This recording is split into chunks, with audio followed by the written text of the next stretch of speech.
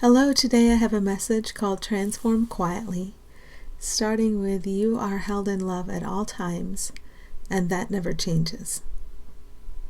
So when we don't feel good, obviously, we've lost sight of that.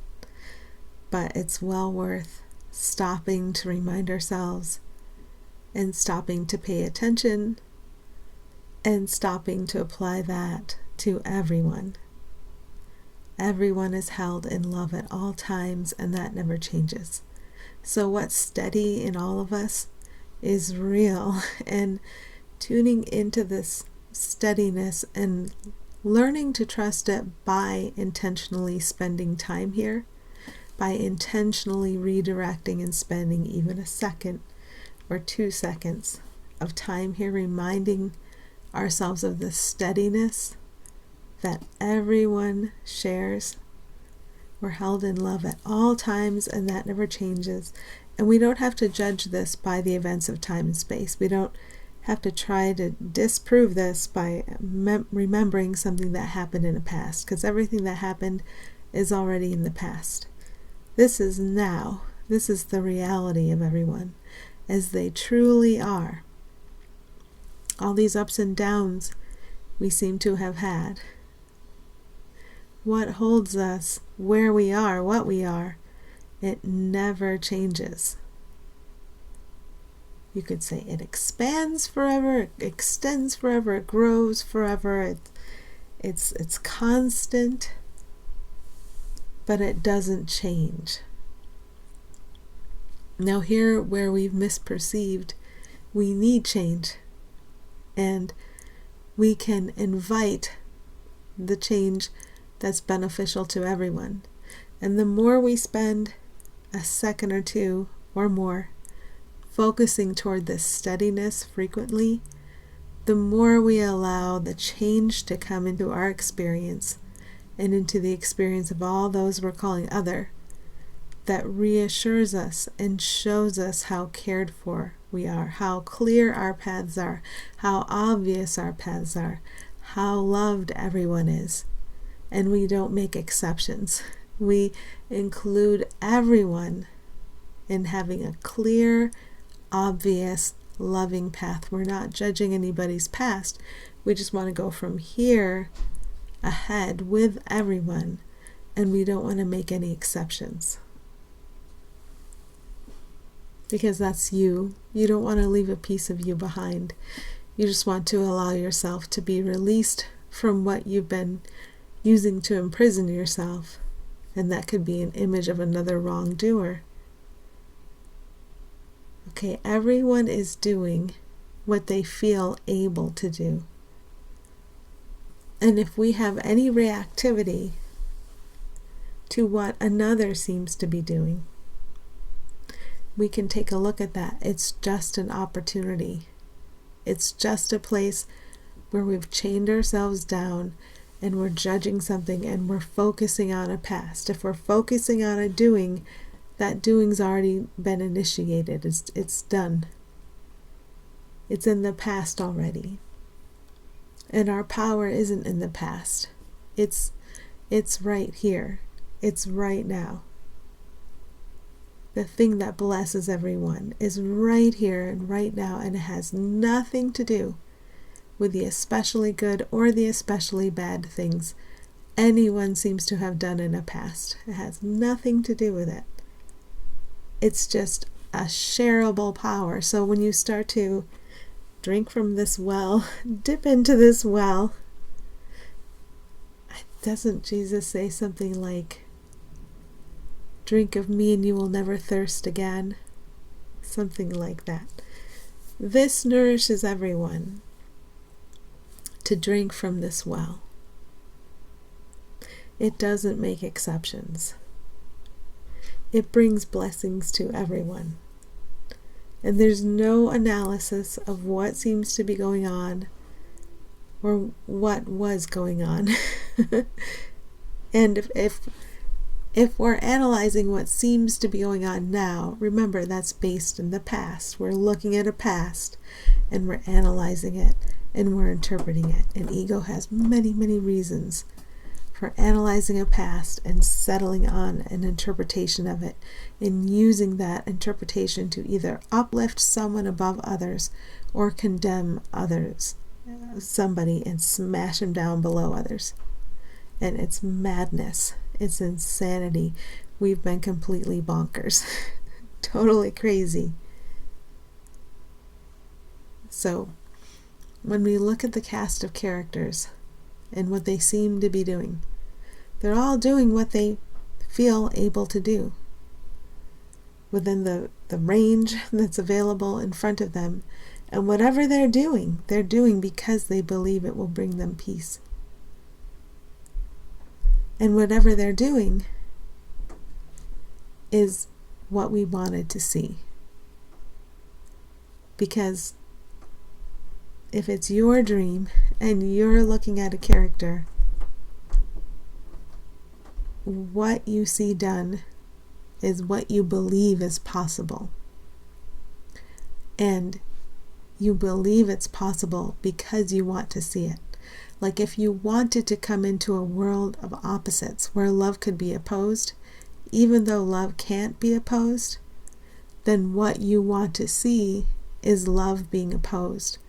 And what you want to see is the impossibility of some being loving and some being unloving. And what you want to see is the impossibility of some being loved and some being unloved. So we believe it because we want to see it, and then it seems after that we actually see it and see evidence of that. So if you look upon your dream, we don't have to give it more meaning or value than what it ever had. All the meaning and value is in the truth of us, which we've covered up. We've used this pretense of opposing love or dominating love or vanquishing love to cover actual love unopposed up, to cover it up. So, seeing everyone as they truly are, what would they feel able to do? What opportunities would materialize in front of them? How would they feel? This is sort of being gently introduced to us. Both that we're viewing our own dream, and what we see is either our fear or our love, and helping us understand our brothers and sisters. In this landscape, we can allow everyone to come into ease together. And it has nothing to do with their immediate past. Now, if we have a lot of thoughts about their past that are fearful, we shouldn't force our own behavior. Our behavior comes naturally out of our thinking.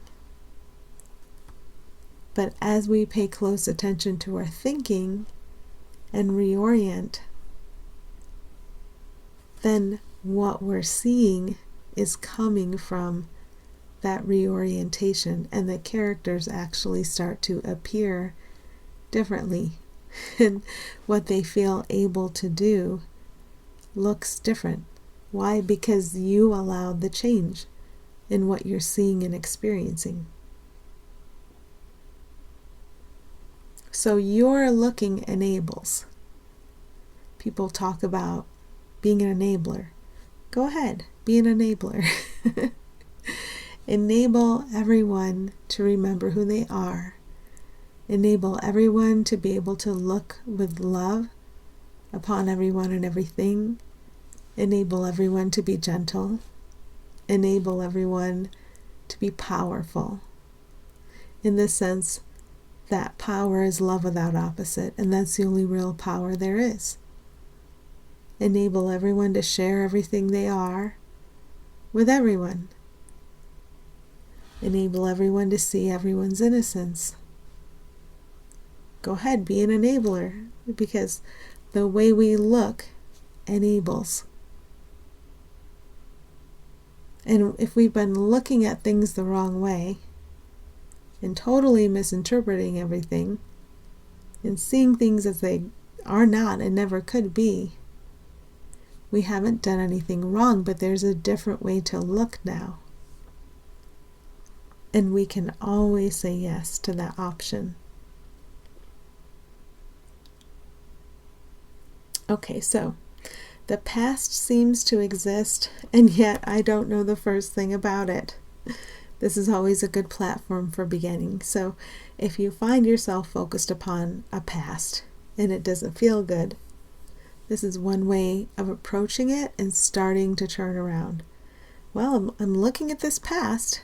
It seems to exist, and yet I don't know the first thing about it. Now, the ego is going to say it knows many things about it, and it will draw conclusions from it, and it will tell you in its own way that the conclusions it draws from judging the past are going to keep you safe. Well, what it keeps safe is your sense of being cut off as a separate, vulnerable entity from everyone and everything.